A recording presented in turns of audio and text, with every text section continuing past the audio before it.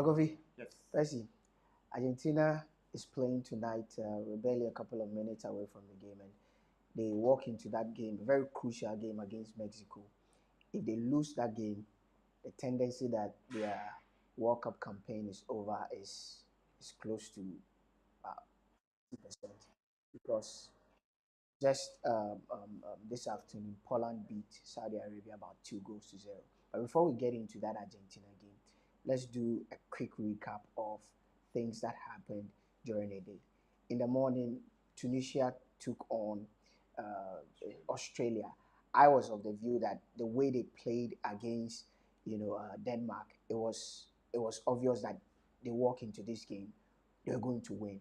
I was very disappointed, with the Tunisians. I don't know what you make of the game. Well, not too surprising the results that the Australians had to chalk against the Tunisians. First time I think they've kept a clean sheet in the World Cup for a long, Yeah. long time, and so the general cliche is that you don't lose a goal, you don't lose a game. I think that the Australians were very compact at the back. The Tunisians played in patches, but they like has become an African problem. Um, Playing well for 90 minutes is almost an issue with most of these African teams. I mean, they don't get to play well for 90 minutes. They don't get to exert all of their influence on the game, vis-a-vis what the opponent has to offer for 90 minutes. I think that there was a lot of naivety on the part of the Tunisians. I still think that you look at the Australians, you look at the players that they had to come with. The Australians are trying to do something right. I saw Tim Cahill in the stands. He's the Aspire director for Australian football, and they are producing a lot of very good talents through the ranks. And so, not too surprising the result they had to get against Tunisia. I think it was down to naivety and it was down to complacency. Like you said, when I saw the Tunisians play against the Danish, they played very well. You understand? They did not get a goal, but they played very well. I'm thinking that at the back of their minds, they measured the output against the Danish and thought that, oh, okay, against Australia will be a walk in the park. But they are no minus, literally, at this World Cup. They are no minus. You underestimate any team to your own peril. And I think that's what the Tunisians had to do against the Australians. But it left them with too much to do with little time, especially for large members of the second half and close to the end of the first half. But all in all, happy for the Australians. They go there, get a point, get 3 points against their African team, and with Tunisia likely meeting fans and likely not getting any results, I think that they can start getting their engine on for the flights, the plane they got with. I mean, I think that they're on their way home. You understand? Because if you get to play Denmark, get a point over there. If you get to play Australia, do not get a point, then in all likelihood you are going to meet France. You're in big trouble. I mean, obviously, the French, I know, since they qualified to the next phase of the 116 stage, they will most likely rest First players. some of their key players. But even talking of rest, I mean, we're talking about a grade A, Team B French side. I think that the Tunisians would start packing. It doesn't look like they will stay in the tournament beyond this stage. Percy. Remember the last match that they played? That was the 0-0. I was of the view that this is a very excellent team in terms of defense. They are very good. But the question is who scores?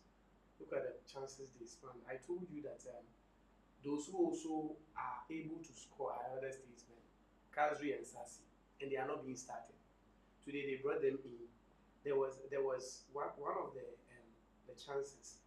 Kazri was very instrumental. There was a square pass. It I was think he just he miscued how just tapped the ball in and it was just off. So the Tunisians, like Kofi said, I don't know if it's a problem with the Africans. I thought when Senegal and or Ghana was able to score two and Senegal also scored three, it was going to open up for the rest of it the doesn't work that way. But for Tunisia, their problem from AFCON to the qualifiers That's true. has been goal scoring. The one who Kadri puts has the ball at been the back of the talisman. net. Yeah. But he's, I don't know, for most part of their games, he's put on the bench. So I'm sure for this game, the coach realized that they needed goals. So he had to come in, and Sassi also had to come in. But then they need, Kazu is not really a center forward, it's like a Yeah. number 10. Yeah. So who is that center forward who scores? They have Jabali. I was expecting that this is the game that he would exert himself And how many goals because has he scored for the national team? I think that in the game against the Danes, for me, I felt that he had a lot of opportunities that he missed. But we can excuse him. You're playing against Denmark, one of the dark horses going into this tournament. But this is an Australian side that even the Australian Federation and the journalists in Australia criticized the coach after the game. The coach came. Coach actually dropped his in-law. He came hunting at some of those who have called for his head, saying that people are jealous and they didn't get the opportunity to play in the World Cup. So they're saying a lot about the team. So there's some sort of disunity or some sort of disconnect between the Australian public and the team itself. So if you have this opportunity, because the way they played excellently well against Denmark, just that they didn't put the ball at the back of the net, I was thinking that, listen, they should have. We all talk about this is the World Cup, and you need to be very, very strategic. You know your opponent. Who am I likely to pick points against? You can't pick 3 points against France. All other things being equal. For whatever the universe may have thrown against you, you get a point against a very good side like the Danes. The weakest opponent amongst the two is Australia. Just go for your 3 point, then you have four. Even if you lose against what is it called, France, the tendency that you might go through with 4 points is high. They disappoint again. Another disappointing tournament for Tunisia. Another disappointing tournament indeed. And talking about them, you see, like I was saying, the Australians were never given the dog's chance because this is one of the weakest I've seen. We've had times that we've had players like Harry Kewell, we've had Mark Viduka, Yeah. and you've had Tim Cahill, evergreen Tim Cahill, being in the team, and Jedinak being in the team. And these players were Premiership players. There were a lot of Premiership players. Yeah. Now the only recognized Premiership player is Aaron Moy. Aaron Moy has once had this spell with Brighton and Hove Albion, so you can talk about him. But apart from him, you have refugees in the team. I'm not saying it for anything, but you have a lot of. This is not what Australia usually do, but they've gone to the level that now they have to fall on even blacks that we know them to be in quotes a bit of reason, but they have to inculcate every other member in because they are really short of talent. So we're expecting them take away the fact that they name Australia, but in footballing terms, you will never compare Australia to Tunisia. That's true. For whatever Tunisia has done and the players they produce. But going onto the pitch, you realize that this is the World Cup that, like you said, it's one of the most polarized World Cups I've ever seen. You can't even predict. You can't predict because the big stars are falling. Some teams are just bringing exploits. So it is now giving every team the confidence to make the best out of it. Now, going into their next game, you don't expect France to bench anyone. They have won 2 games, fine. But now there will probably be more than a team that will have 3 points in the team. So they would want to win their group comfortably so that going into the next, at least they will meet the second place of the other. So even if they would bench, it wouldn't be the whole team. They will still have because France has a very strong squad. So now what are their chances? So we are seeing the chances of the first African team almost going out because with 1 point, when I expected Denmark would definitely in their next match they will try to do something against Australia. This is what I think. You look at the French national team, and like Kofi said, do not forget they came in with a 25-man squad. Now, Lucas Hernandez gets a crucial ligament injury. He's out, so the team is just 24 now. So like as in the squad as we speak, they actually came with 25. Yes. They didn't name 26. Yeah, that's what I'm saying. That So they came with Benzema and they came with a 25-man squad. Lucas Hernandez gets injured. They now have just 24 players in their camp. As we speak, there are players with minor knocks. The last thing you would want to do is go all guns blazing against a Tunisian side that clearly you know that even if you put up 60%, you can beat them. So what France will do, or Didier Deschamps will do, is that let me drop some of my key men because Wafra Varane is not 100% fit. Jules Koundé is not 100% fit. There are a lot of players who are. Yes, When it starts. yes, but there are a lot of players who are not 100% fit. The last thing, because if after this round of matches, they're going into the round of 16, very crucial games ahead, possibly the quarterfinal. So I feel that there is a tendency that he will drop players. This is where I think that Australia and Tunisia should try and capitalize, because I do not think that Australia would be able to beat Denmark. I think that the Danes are very, very strong and they will pick up the three maximum points against Australia. If that happens, and if Tunisia is able to beat France, then Which will get 4 points. France will obviously get 6 points. They will top the group. Now we'll be left with the Danish side and the Tunisians both on 4 points. Then they would have to cancel. They would have to cancel themselves out with goals, yellow cards, and all of that. So how many goals can you score against France? But you see, they should. The point is, they should. They don't score. They should go all out, because they don't score. you have nothing to lose. They don't score. That's what I was telling you. They don't score. Last 5 matches, they don't even score up to 4. Agreed. But you see, this is a World Cup where the North Americans have always been very disappointing in the World Cup. We felt that after the first game, a lot of people said, okay, let's rewrite our script, because look at the shift Morocco put in their first game. Look at the shift Tunisia put in their first game. They actually created more chances against the Danish side. They had more shots on goal against the Danish side. They literally took the game to the Danish side. Everybody was thinking that against Australia, you would capitalize on it, but they failed. The last thing they want to do is another disappointing tournament for the North African side, or even for Tunisia themselves, who have been poor since the last AFCON. It was in 2005 when they hosted and they won. Apart from that, Tunisia has been, I'm sorry to use the word, a non-entity when it comes to football, both on the African stage and the global stage. When was the last time they qualified for the World Cup? So for me, yes, France is like their colonial masters. There's a link, colonial link between them.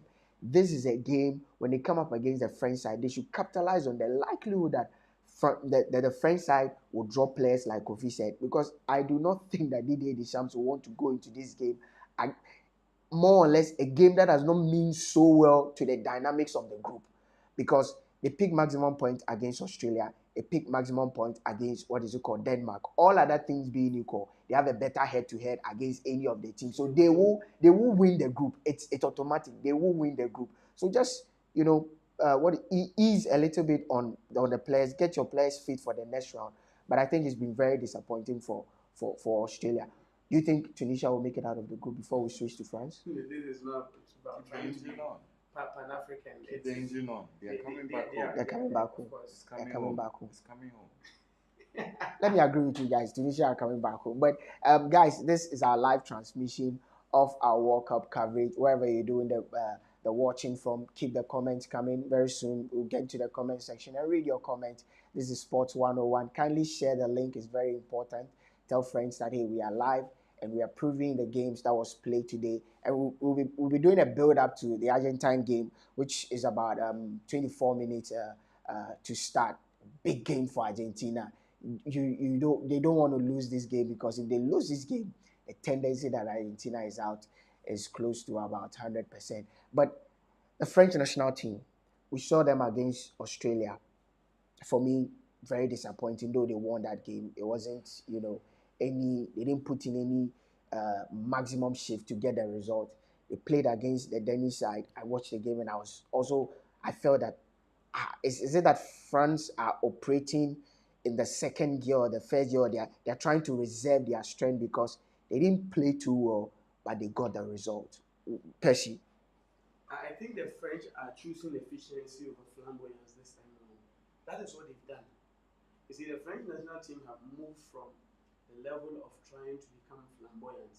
If you talk of the 82 World Cup, there were a bit of flamboyance with Platini in the team and all of that. You take the 98 team, there was more of efficiency than flamboyance. Most of the players were ragged players.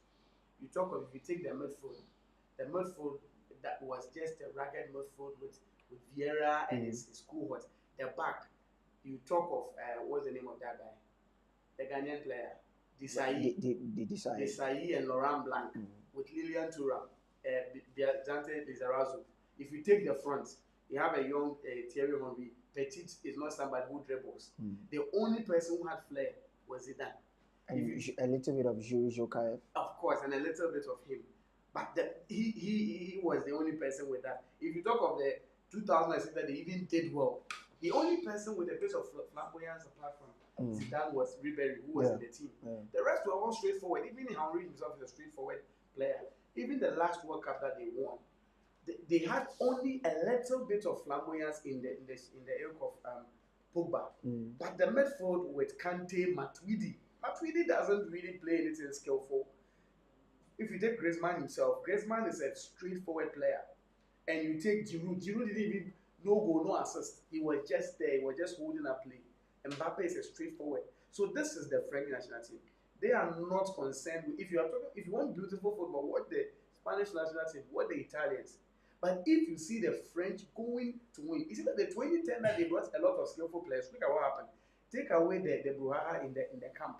But they brought a lot of stylish players, Jemiri Toulalan, and all of his like. What did they do? So I think this is the French operating at the level that makes the French efficient. Forget about the way they play, because the Deschamps himself was a defensive midfielder to a defender. So what do you expect? If you want, you realize that the coaches usually what they play rubs on the type of coaching that they exhibit. So I think the French are just being efficient. 2 matches, work done. They reserve their players. They go into the next game. They take it game by game. So I think take out because in this tournament those who are playing beautiful football are being beaten. So I'm sure the French are looking at save Brazil. Save Brazil. But you take you take the Germans and the rest, they are playing beautiful football. But the Saudi Arabians are taking their chances. So they don't want to make that mistake. Straightforward, shot across, just cross initial allow, and they're good to go. Look at their second goal. What's a cross initial allow? Ragged ball and Mbappe just. So for you think that it's not surprising that with all the talent that the French team boasts of, you do not have a player in the shape of Kylian Mbappe has been on form for the past, God knows when. I don't remember the last time Kylian Mbappe went into a season without being on form. Olivier Giroud has been excellent for AC Milan. Antoine Griezmann, when he dons on when he dons the French national jersey, he's a different breed of player. All these attacking quality, and yet how they transition was very, especially this game. The Danish team actually possessed the ball more.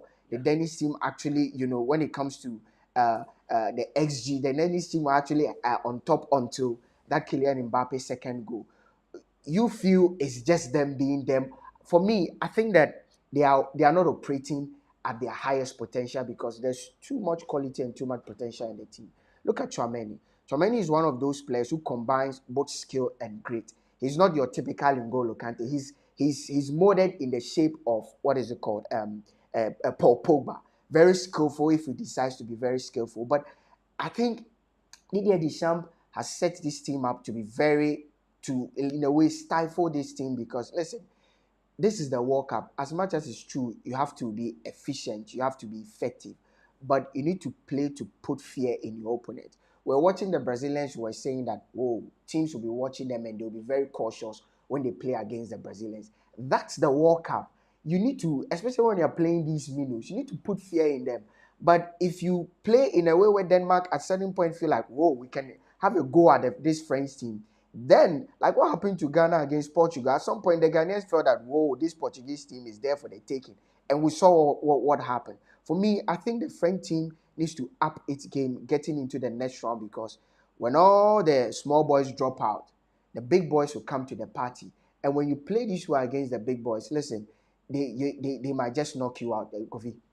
Well, I think that the French have always been this way when it comes to tournaments. I mean, there's something we are all not noticing about the French. For me, the biggest strength of this French national team has to be their mental strength. You look at the game they played against Australia, had to go a goal down. Eventually, had to win the game by 4-1 in this game against the Danish.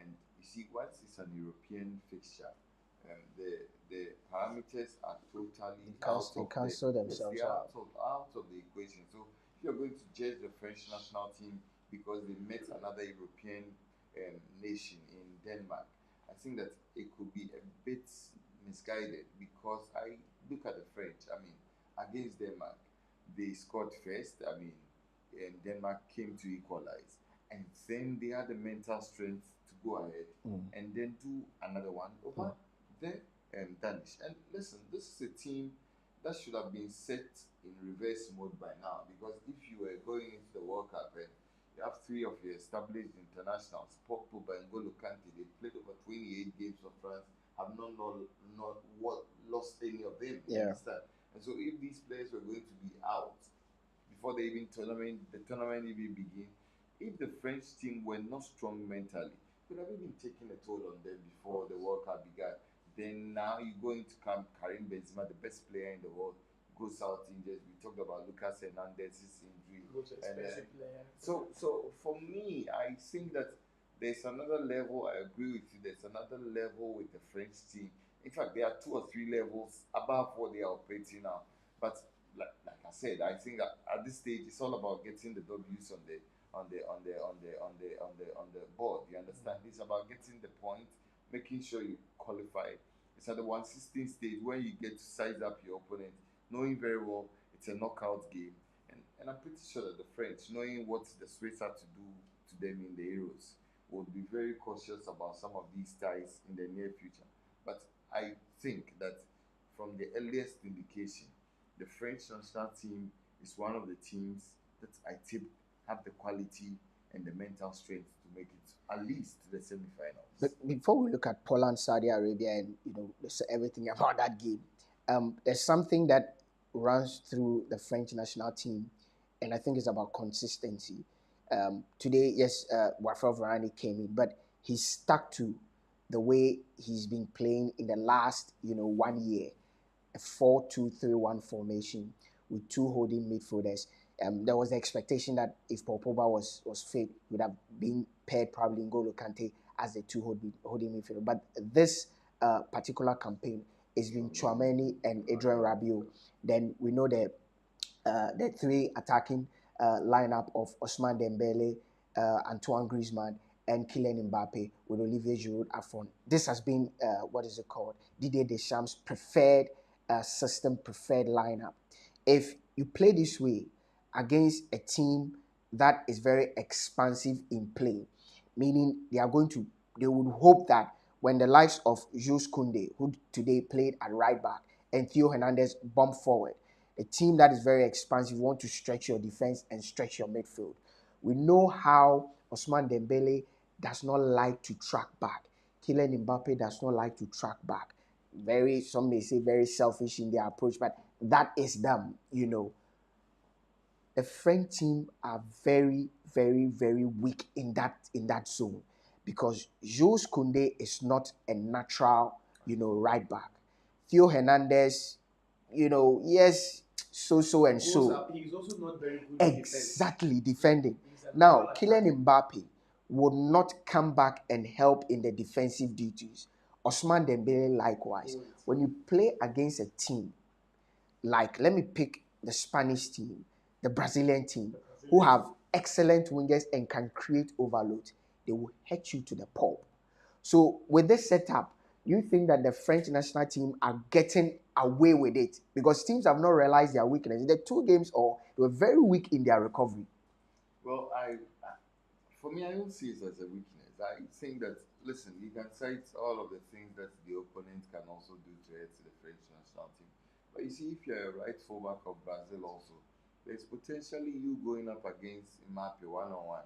And so if you want to move forward, you'd have to be very measured. You understand? If you are left fullback of the Brazilians, you are potentially meeting Ousmane Dembele, who on his day is about one of the best wingers in the world. So I think that, listen, on paper, the French national team have, even now, depleted as they have names to scare opponents.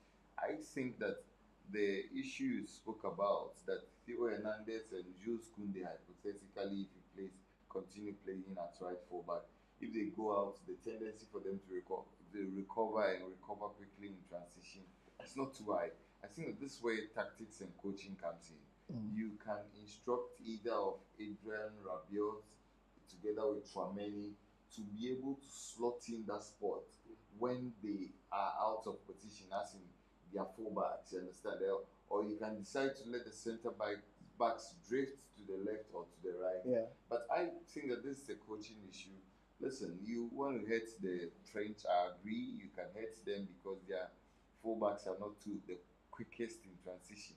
But if you're a fullback of an opposing team and you are coming up in a line against Jules Koundé together with Osman Dembele, these are two players who like to bomb forward. They like to burn a lot of pace. I mean, you'll be matched because listen, if you go and you fail to deliver a quality cross, they hit you 3 seconds. They are already in your This 18. tournament, Osman Dembele has been very good. No, Osman Dembele Has always been a good player. Injuries and his mental I remember seeing fortitude. the first time Osman Dembele at Barcelona, Dortmund. I was like, wow, this is a very good footballer. This is a very good footballer. You know, Deschamps has, I think, 2-3, when he was at Dortmund, Deschamps made a statement that when it comes to skill, he's better than Mbappe. Osman Dembele is a better player than Mbappe. Mbappe has just, you know, really about skill. It's about the directness. It's about very the tenacity. And in France, they actually rate Dembele over Mbappe in terms of this is a guy who has so much potential if he bursts into himself. But this tournament has been good. The tournament has been good. Talking about this French national team, like Kofi was saying, is he this French national team? If you think, is he Tchouameni plays in the same system in Madrid, and Madrid has fullbacks who don't stay. Cavalla will not stay. He will move forward. And he's very good with his recovery. Madrid's defensive midfielder. That is why they were quick to let Casemiro go. That's what Casemiro does. Casemiro was always looking out for Marcelo and Cavalla. The moment Marcelo moves forward, you will find Casemiro in the left back. The moment Cavalla moves forward, you will find Casemiro in the right back. So this is what Tchouameni is doing. He's just the mop-up at the back. So the work he's actually doing, that is what N'Golo Kante was, and he slotted him perfectly. Because he's not met a very decent side. If they meet a decent side, like Kofi said, if you like, come forward. I mean, you want to come forward. You to come forward. Come and meet Mbappe. So if you go and slot in the cross, okay, they meet Spain. Ferran Torres, come forward. You or who is playing right back? Aspilicueta, come forward. At this age, come forward and deliver the cross. And let the cross be caught by the keeper or be headed out. You know what's likely to happen? If France, which I think would happen, win their group, and the unexpected happens in Group D, in Group C, Argentina plays second. France, Argentina in the round of 16. Too early. That would be too. That would be too early. That would be a walk in the park for so who is playing the right back for? You think it will be a walk in the park for the Argentines, right? Anyway, let's not get too ahead of ourselves. In that Argentine group, Argentine group, there was the shocker of the tournament. You know, Saudi Arabia coming back from a goal down, doing one over Argentina. The entire world was blown away. We saw how the Saudi Arabians played. Kept one of the highest highlights for me ever since I started watching football I've ever seen. Pressed from the blast of the whistle to close to about 100 and something minutes, they didn't stop pressing. They kept 2 blocks of press, which was for me is very impressive. This tells you a team that is well coached.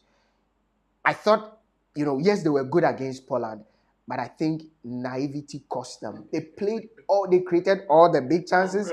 They played all the beautiful football. For once, a Saudi Arabian side playing so well and losing against the Polish side. Someone said that the Rolls Royce that they had, when they were giving the Rolls Royce after the win, it seems it got into their head. That is just by the way. You see, when they met the Argentines think more of attacking than defense. So you get a chance to press. You meet Poland. They are not going to try to attack like the Argentines would. They brought in 2 center forward. You see, the Arkadiusz Milik, who was behind Lewandowski, he's not a number 10. No. He's also a number 9. Yeah. The only thing they are waiting for is cross and inshallah, because Arkadiusz Milik is very good in the air. One of the Lewandowski is also very good in the one air. of He's the- a fox in the box. I hate teams that play so one dimensional and so And boring that, to that watch. is what worked for them. So now, instead of meeting a team, you know, the Argentines will not cross. They will want to work and try to cut through and give the incisive passes. That's not what Poland will do. Is it Krajkowiak who is going to give the incisive pass? Is he the one going to do that? No, they are just direct players.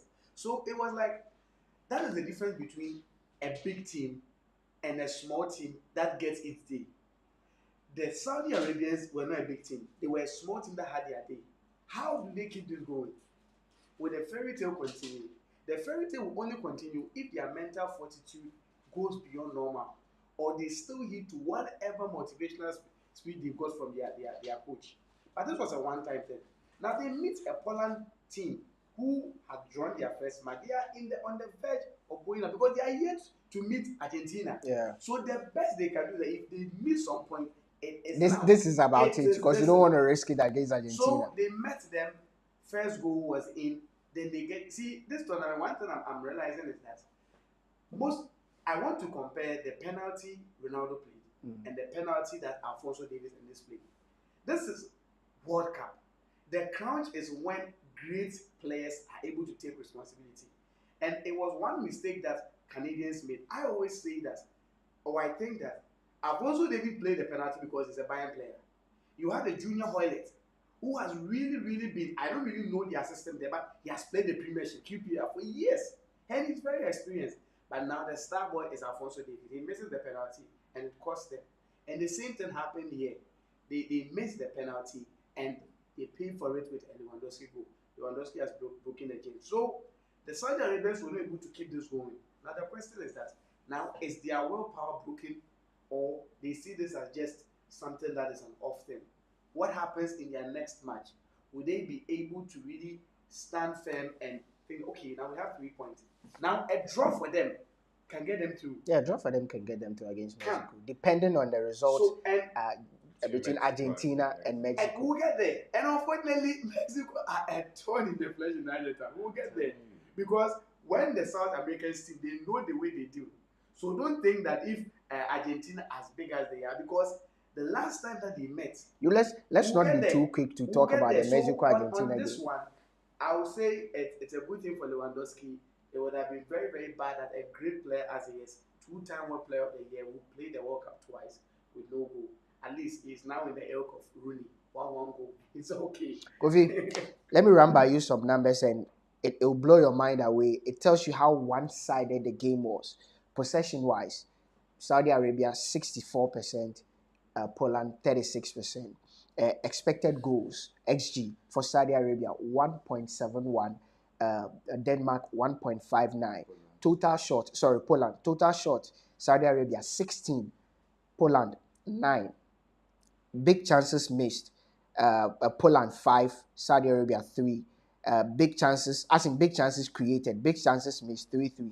Now, accurate passes, Saudi Arabia, listen to this, 453, which culminates to 85%, whilst Poland has just 230, culminating to 77%. Fouls committed, Poland 18, Saudi Arabia 15. Corners 5-4 in favor of Saudi Arabia. Total shots on target, Saudi Arabia 5, Poland 3. Clearly, Saudi Arabia dominated in the major aspect of the game. This is the first time they took the game to the opponent, but I think that they were not effective in terms of when they getting the ball in the net, when they had to, ensure that, hey, we are in the goal area. Because if you look at shots inside the box, the shots in opposition half, they had 266, 100 in terms of play in opposition half, 266 for Saudi Arabia, 110. They spent more time creating opportunities in the Polish half, yet they couldn't convert those opportunities that they created into goals. Well, that's why we love football. Those are the dynamics of football that you can never Kama explain. came back to buy them. What they did to Argentina, somebody has done that. Did to Argentina. For me, it's the reason why that cliche that football follows no No logic. logic That's true. is always a play. And I think that you've mentioned all the things that you've said. I think the Polish won the game because they had Zelensky and And Lewandowski. Lewandowski, You do not make mistakes like that. they will Like punish you. Saudis made Yeah, they will against punish these you. two great players, Great and they were players. punished eventually. I think that there's one thing I'm excited about, comfortable about. There's one thing knowing that the Saudis are a properly coached team. Properly coached team. For me, you can say everything you want about Rene, but you look at his CV, you look at, yes, I mean, people are quick to cite the Moroccan example that he's the reason why the Moroccans never did well in the last World Cup. And they have come. Exactly. But you look at Rene, everywhere he's gone, he's clearly put his blueprint on that team. That's true. This is a team, the Saudi Arabians. I mean, how many teams in this world will even have the tenacity to play a high line against the And Argentines? press them. I mean, I don't get it. I mean, because you're dealing with Lautaro Martinez, you're dealing with One of the Angel quickest Di players in Maria, the world in you're Lionel dealing with Messi. Lionel Messi. You're dealing with a quick midfield that, for me, this World Cup has showed one thing. I think so far it's been a World Cup for the coaches. Yeah. Of course. It's been a World Cup that we've seen coaches get to work, let their tactical acumen decide games. I can cite 1,001 example because you look at this game. I think that the Polish coach realized that, listen, we can concede all of the advantage to the Saudis. We can let them have possession. We can let them feel good. But at the end of the day, You have enough men to punish them. when it comes to the defense, you realize that the Polish are built differently. They are built like typical Eastern Europeans. So we can outmuscle them. We can deal with them physically. We'll let them have possession of the ball, and then we'll punish them when we get a chance. And it's exactly how the game played. For me, I have been very happy with the coaching in this particular tournament. Even in the game, Portugal game against Ghana, people talk about all of the negative things that happened in that particular game. But I think that game was down to coaching. It was down to coaching from both Otuado and Santos. You understand? So I am happy with some of the things that we are getting to see in this World Cup. I think that so far, I wasn't expecting it to be a great World Cup, but the games are surprising me. I think that it's been a fun World Cup. Yeah. It's been a World Cup that's unpredictable. And once football becomes unpredictable, obviously, you increase the level of anticipation. I think that it will go down as one of the World Cups that will be talked about even when it's said and done. And that's very true. I think that this World Cup, there's a lot of memories to pick away from this World Cup, even in just about 2 games that have been played. And for me, I think the difference between the Saudis and the Polish side was basically the quality in personnel. You have men who are tried and tested, who know when to pick their moment, and that's what differentiated these two sides. Saudi Arabia played all the beautiful football. They created all the great chances or the best of chances, yet they didn't have that guy who could put the ball at the back of the net. That is what Poland had in Lewandowski. This is a guy we've talked about several times. He doesn't show up on the biggest or the grandest of stages. He fails to, make the mark on the grandest of stages. But I think in this game, when it's right. yes, but you see, big game in terms of the platform. See, there's no game in the World Cup that you consider as a small game. So long as it's the World Cup, it's the biggest of stage in the world. The world is about around 8 billion people. There are over 5 billion people watching you. So it's the grandest of stage. So for me, he proved his mettle, and that is what differentiated the two sides.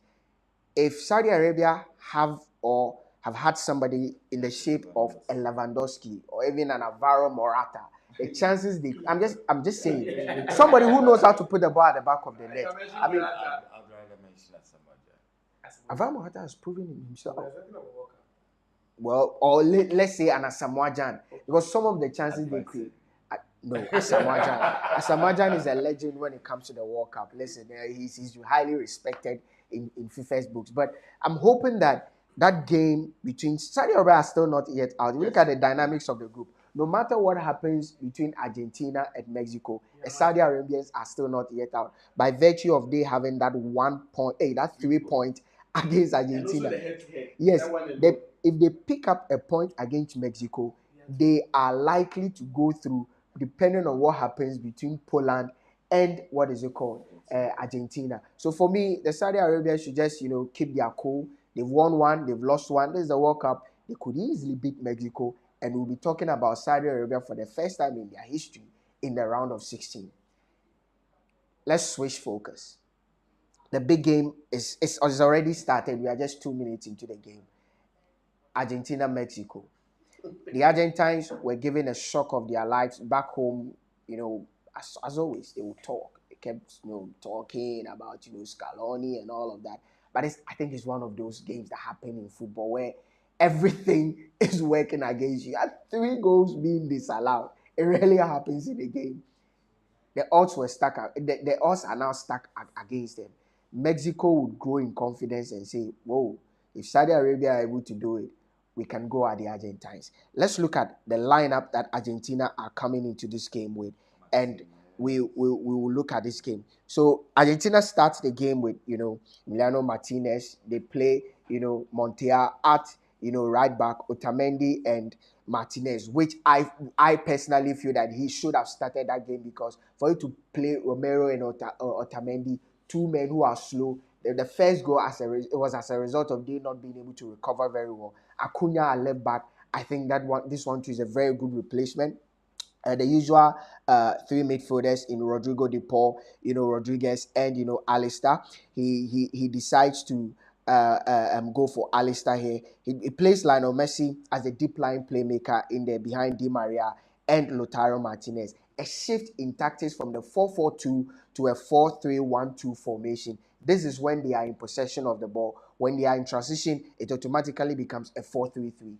This is the Argentine side. Let's look at the players that have come in your own Martinez, in Acuna, and in Alesta. What do you think they bring to this Argentine team? Well, for me, the first thing that's striking about the Argentine team is the midfield. It's not world-class midfield. I'm so surprised. That's The very absolutely mistake that a non-Argentine non-Argentine midfield. Who are you expecting, or who No, did you listen, expect to be in there? I expected somebody like that young child. So there is this. These are the players on the bench. Yes. There's the midfielders. There's Fernandez. Paredes is on the bench. There's Dybala. There's Almeida. There's Palacios. There's Paredes, who started the first game. There's Papu Gomez as well. And these are the players that are potentially the midfielders that could have come in. So there's Papu Gomez. There's Fernandez. There's Paulo Dybala. There's Almeida, and there's Palacios. And Paredes, sorry. Well, I think Paredes should have been in the midfield. Personally, I think that somewhere. Paredes should have been in Anytime the I've seen him midfield. play for PSG, he's a very good player. And he was good in that game against Exactly. Saudi Arabia too. For me, I think this Argentine midfield, Dybala should be able to get into this team, albeit probably at the expense of one of the. He plays a. This is a 4-3-1-2 formation. Yeah. Dybala could probably slot in for Di Maria or one of those forward players. So I do not expect him to be in midfield. But you look at the Argentine midfield, I think that it's more about workmen. It's more about there are not enough craftsmen in that midfield. Exactly. You understand? And for me, that's a problem. And what it does is that there has a rippling effect on Lionel Messi. So let me ask a question it here. puts a lot of pressure on Lionel Messi. You agree that the French side or the French team has gone for effectiveness over anything creative and that aesthetics? Why do you disagree when Scaloni also decides that I want an effective midfield over creativity? Exactly. I appreciate the point you're making, but the point is simple. In Chouameni, in Rabiot, they are defensive midfielders, but they have tendencies that these Argentine midfielders do not have. You understand?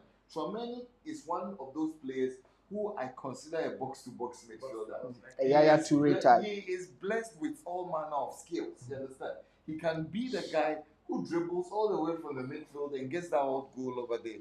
Rabiot, you cannot speak about him because in the last few games before the World Cup for Juventus, we saw the goals that he scored for Juventus.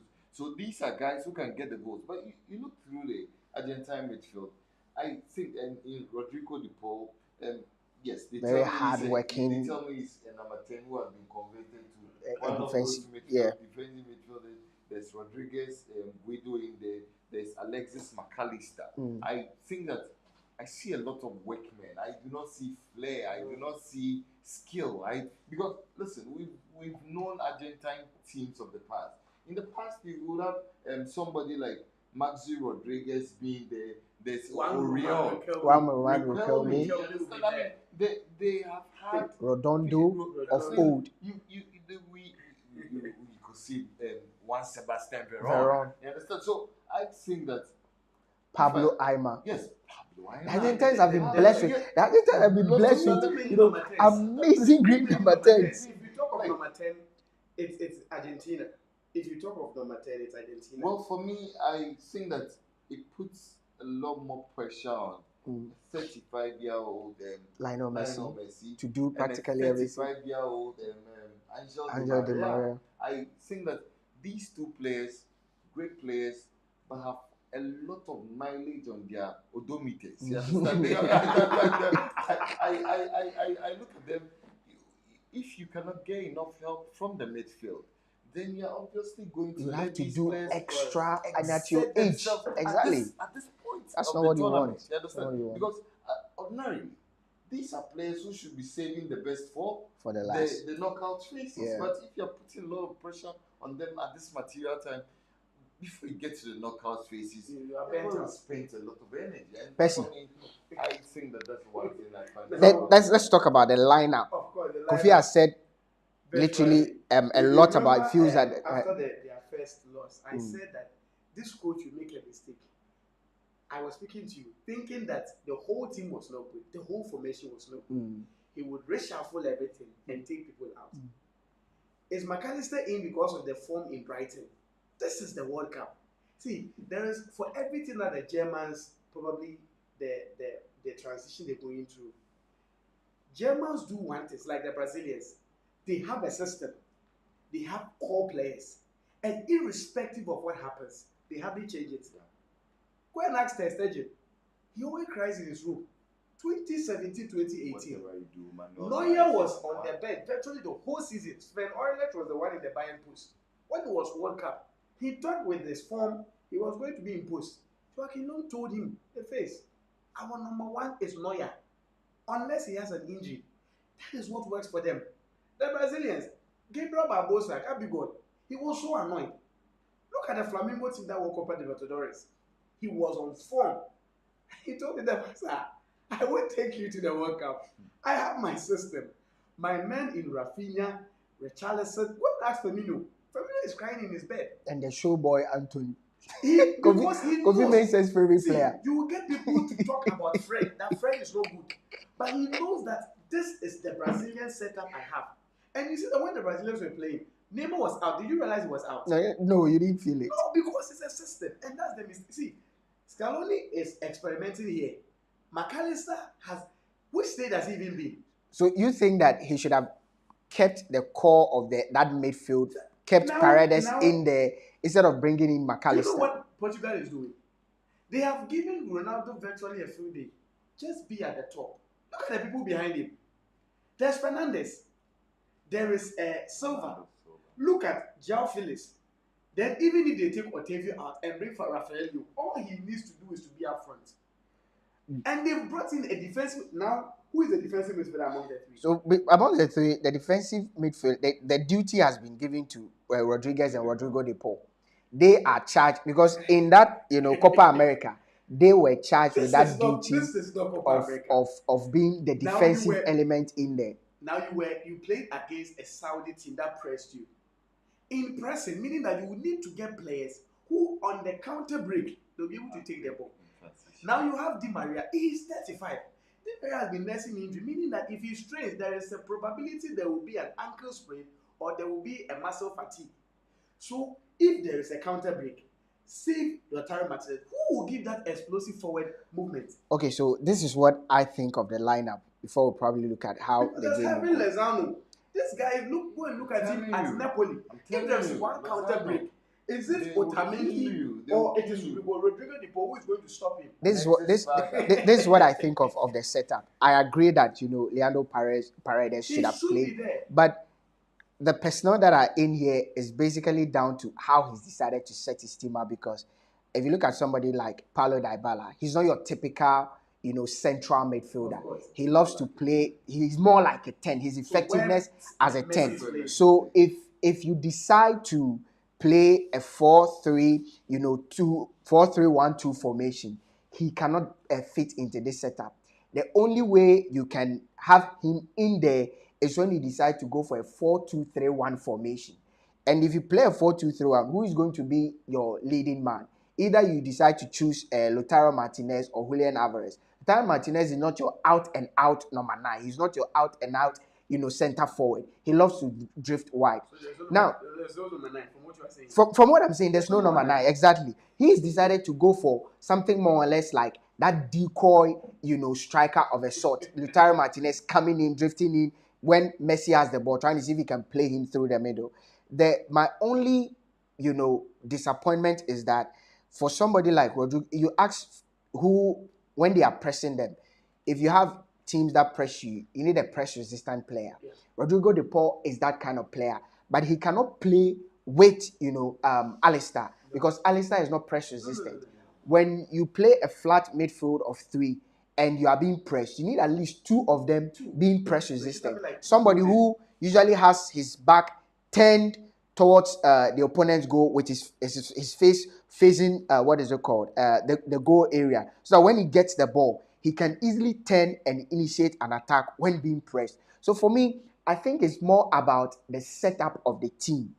I feel like Kofi said, there's very little creativity in this team. Maybe, just maybe, as the game was on, he'll try to tweak, and we can see what we are expecting to see. Because like Kofi said, and then this means that a lot of energy would be required from the likes of Di Maria, Lionel Messi to do a lot. I speak about the 1986 World Cup, and that's the difference between this particular setup and that World Cup. Because when it got to the crunch, the guys like Burichaga, they worked for Diego Armando Maradona to get the ultimate. Who is going to work for Lionel Messi? Exactly, because Lionel Messi is old. He cannot do what. Yes, he will try, pick the ball, do those great, amazing runs, but you need somebody who can, also be that creative element in there, complement the effort of Lionel Messi. I'm hoping that somebody like Lautaro Martinez will come to the party. I'm hoping like somebody like Angel Di Maria will come to the party, because in the first game he did a lot of things that amounted to nothing. He just got the ball, tried to do so much. It amounted to nothing. And I'm hoping that we will see a Paulo Dybala. He's not 100% fit. I'm sure that's why he's being kept on the bench. He's not 100% fit, but the Mexicans, we're 15 minutes into the game and it's still 0-0. Kofi, let's look at the Mexicans. So they have the good old, Guillermo Ochoa, Ahmed Moreno, Montes, Araujo. They have, Alvarez. They are playing a 3-5-2, very, very defensive. Try to keep a lot of men behind the ball, frustrate the Argentines. One counter and they hit on the Argentines. What do you make of the setup? Well, I think that's a smart setup. I'm pretty sure the coach must have watched the Saudi game. With Fernando Vargas and Lozano, up front. Ivan Lozano. I think that it's also good that the Argentine coach had to make changes. I mean, people have said that. I mean, Romero and Otamendi were the guys who went on that long unbeaten stretch. Listen, it's good that he's brought in Lisandro Martinez. At least what this does is that if the Mexicans who like to play on the edge, who like to play through the counter, are quick and break through the runs, Lisandro Martinez is very quick. Otamendi is 34. I've seen him with Benfica, decent player. I don't think he's the same player he used to be 4 or 5 years ago. So it's good that he has a lot of pace in that defense. But I think that, listen, what the Mexicans have set out to do is to frustrate the Argentines. Have a lot of men in the middle. They know that hypothetically, if they frustrate the Argentines and end up getting a point, that's 2 points. Argentina will be last on the table with just a point. That's 2 points with Saudi Arabia to play. Yeah. So you could go gango against They're Saudi being very Arabia. strategic in their So approach. I think that this is a game that the Argentines need to bring their creative quality to bear. I from what I see on my screen, when they are in transition, when they are being attacked by the Argentines, they form a five back line. Yeah, it will be a, a 5-4-1. Yes, so You you just probably exactly what is it called? yes, Either a Lozano, Lozano or just Vaga, any of them. Yeah. Vaga in the attacking position. So I I think that this is where Scaloni has to earn his money because the Mexicans have quality players. The Mexicans are one of the traditional teams in the World Cup. They are a team that never does so well, but Last they six are World a Cups, team they've always exactly progressed. they are a team that can cause huge surprises. I mean, indeed, they have that kind of repertoire. They've done it in the past. They've always showed that when you give them a dog's chance, I mean, they are going to go back and take the whole meat. Yeah. So for me, it should be an interesting tactical battle. I expect the Mexicans to get a point out of this game. Well, you think the game will end up in a draw? Well, I'm tipping the Mexicans to be the Oh, Argentines. okay. You before we Yes. get that, let's get some comments on our chat on the channel. Those who are watching us live, but guys, I insist kindly share the link with friends out there. If you're watching us, like the page. It's very very important. Just like the page. Like the page. Oh yeah, this breaking news. So breaking news is that Cristiano Ronaldo gets a 3-year, $250 million offer from Saudi Arabian side Al Nasser after Manchester United exit. Let's see if you take the money and play in Al Nasser, 255 million. So, guys, so PK Justice is saying good evening to you all. Keep up the good work, guys. He comes back and say Argentina will win today. I'm sure PK, you are an Argentine fan or a Lionel Messi fan. Our very own David Afo is saying that Tunisia flattered to deceive, or they always flatter to deceive. And our very own Benjamin Hagen is also saying that you guys are great as always. David Afo comes back to say excellent against Denmark and extremely poor against Australia. I think that is a general consensus here. PK Justice says that I'm disappointed at the Saudi Arabians today. Why did you place your bet on Saudi Arabia? Kojo Hayford says that Tunisia and the North Americans in general are poor in the World Cup. Emmanuel Apia comes with a fire emoji. Guys, keep your comments coming as always, and like we've always said, like the page is very important. Like as many as you can. Argentina should be capable of killing the game in the first half, else pressure would mount on them. Over 2.5 goals and either half win for Argentina. This is coming from Anthony Kofi. Let me see if I can get some other comments. Emmanuel Apia comes back to say Tunisia are a great side. I think they lack the firepower in the last third. That's very true. Argento Start says that France might win the World Cup. That's a bold prediction there. And Emmanuel Apia comes back to say a decent goal scorer could have done the job. I'm sure he's talking about Tunisia. Let's see. More comments in there. Guys, we love you. We love you for watching and for always tuning into Sports 101. So CDK says, keep up the good work, guys. PK Justice comes back to say, I don't go so you now praying that Tunisia score France, forgetting that Anthony Taylor is just around the corner. He's talking about that Ghana game, hopefully. CDK comes back to say the Saudis were a better side, in my opinion. They just failed to utilize the opportunities that came their way. Keep the comments coming, and we are grateful to all those that have tuned in and they are watching. Guys, if you are watching, kindly also share the link with your friends and make sure they like our channel.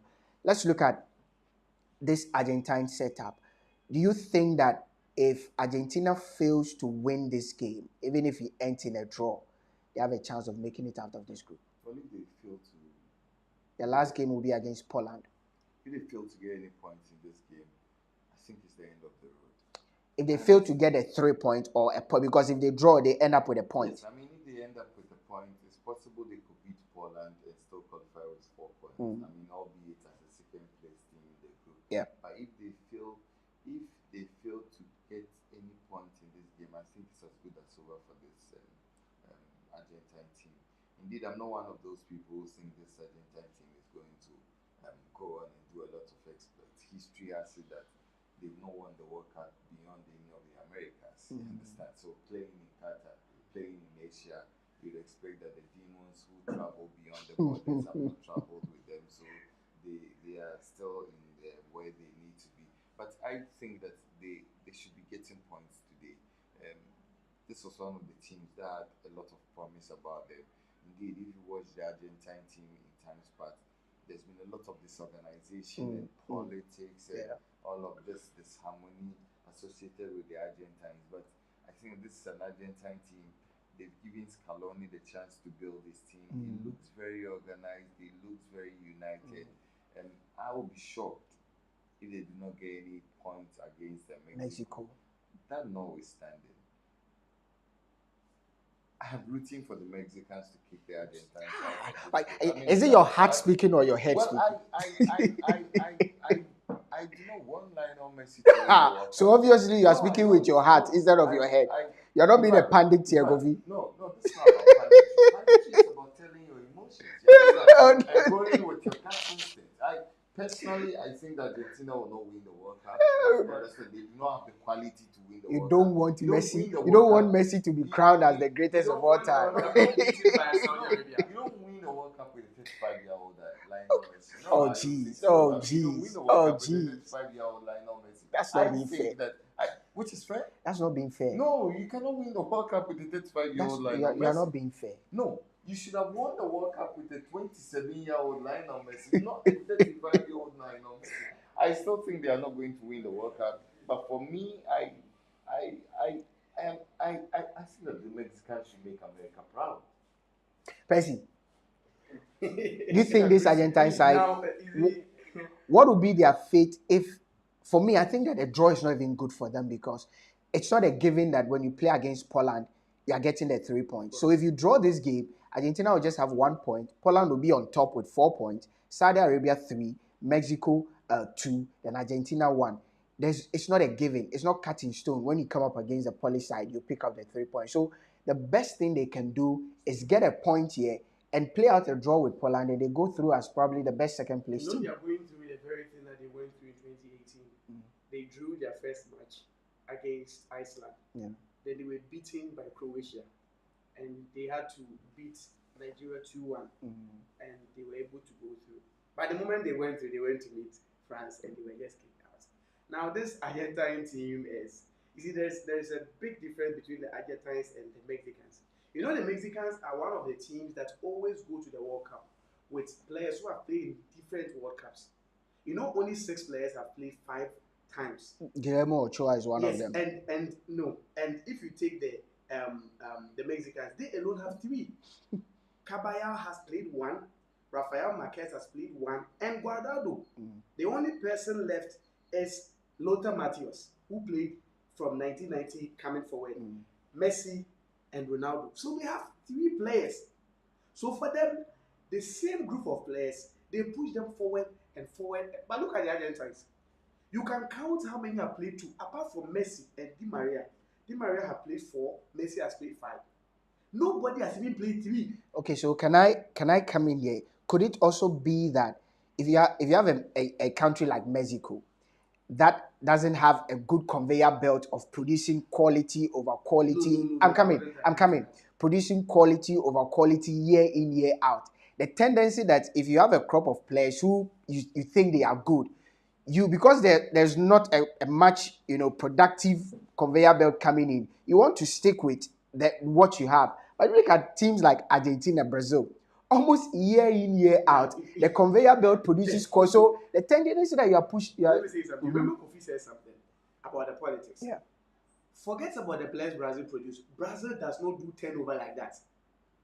Brazil, we say some 2002 World Cup. We were talking about Jadel. Yeah. He scored over 60 goals for Porto. We were all rooting out for him. He should start for Brazil. But there was Ronaldo who had just returned from an ACL injury of 2 years. 2 years. You don't take his number 9 jersey because he was the star boy of 1998. Giovanni Elber thought that with what Bayern had, they had won the Champions League in 2001. So even if Jadel doesn't go, it should be Elber. Alba was on the bench. Was, He will be on the bench. Ronaldo has come. Ronaldo has come. See, that is what they do.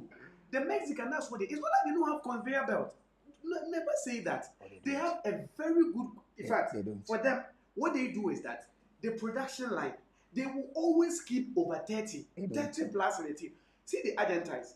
If you take the last World Cup, the number of players or the players who were brought, almost half. It's not like they've gone on retirement, but because there's a new coach, the Argentines themselves will speak against them. Look at where Icardi is. All of the players, there are lots of players, but when there is a World Cup, they don't give them the chance for the next generation to progress. The only player in the 2010 generation who had progressed, take away Messi, take away Di Maria. Whom else will you mention? But because they've all gone out. They've all gone out and they are not informed. You have not produced more players. You have not produced more players than Brazil. You haven't done that. But for Brazil, when they realized that 2010 didn't do it, they faded everybody away.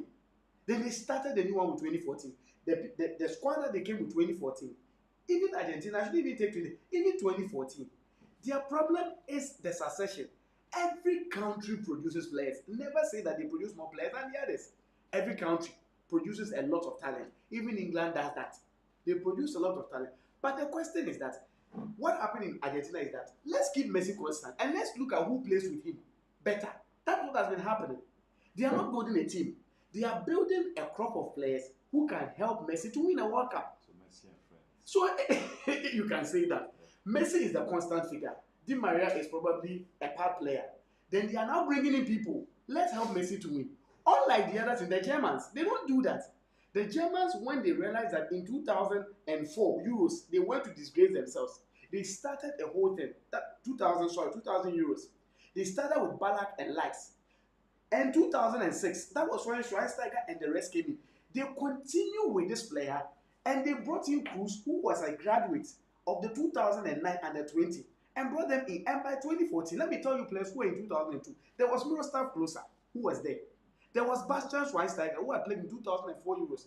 You can also talk about Cruz himself. And there was Manuel Neuer, who was from 2010. So they had kept the system. And that is what happens to World Cup winning teams. So, Percy, this... Okay, you continue. Now, even if you take the French national team, it's the same thing. The mistake is that the Argentines want to win with every generation. You don't win World Cup with a generation of players and you throw them away.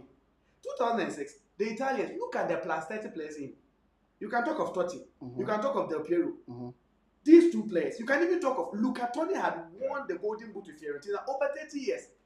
You can talk of Gattuso, Camoranesi, old players. This is what they did. 2010, look at the Spanish national team.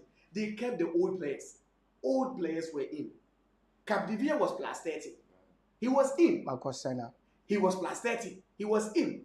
So when this was also that 2014, the same thing. But for the Argentines, their mistake. McAllister, he just did well in Brighton, and you start him in the World Cup because your first match didn't go on. If you continue like this, so now Messi retires, what do? That's what has been happening. So if they really want to win the World Cup, if you really want to win, I am not saying this because I am probably a Ronaldo fanatic, but for everything Portugal has done, they have kept a shape, although Ronaldo is a constant figure. But if you take the 2016 team, a lot of them are either William Carvalho, there is Danilo Pereira, Ronaldo himself is there. By then there wasn't Bernardo Silva, but Rui Patricio is still there. Pepe is still there. But for the if you take the Argentines, even after their recent Copa America, a lot of them have been shut out. Okay, so you've spoken a lot about this, where I disagree with you. And in wrapping up, teams are different in how they decide to build. Of course. You made mention of the Brazilian element. How Brazilians build their team is totally different. No problem. You spoke about this Italian team that had old men and all of that. That Italian team, how many young players were coming in and are that competitive to take off somebody like, what is it called? Cannavaro. How many? I'm coming. No, he was young. You see, that's the thing. Yeah, how good is he to be able to unseat them? But if you look at these Brazilians and these Argentines, that's why I said that the conveyor belt You make mention of Mexico. How many Mexican players do you know are playing top European clubs? Oh, you see, I think that everybody knows when we say how many, we are not looking at. We are not looking at Oh please, how many? You cannot even mention three or four. But look at the Argentines. There's so much quality that is spread across board. And Julian Alvarez, the best player in the Argentine league last season for River Plate, is on the bench because there's somebody like Lutaro Martinez. I'm coming. There's somebody like Lutaro Martinez. You cannot keep him away. So for me, I think that you do not blame them for what they are doing because it's been 4 years. Quality has dipped. It makes mention of Lionel Messi. The quality of Lionel Messi 4 years ago is not the same quality. So obviously, if you have a star player like Lionel Messi, you'd want to surround him with players who are willing to get the best out of the little that is left with Lionel Messi. That's what they are doing for Cristiano Ronaldo. They know Cristiano Ronaldo cannot give you a Cristiano Ronaldo of 4 seasons ago or 5 seasons ago. So let's surround him with Bernardo Silva.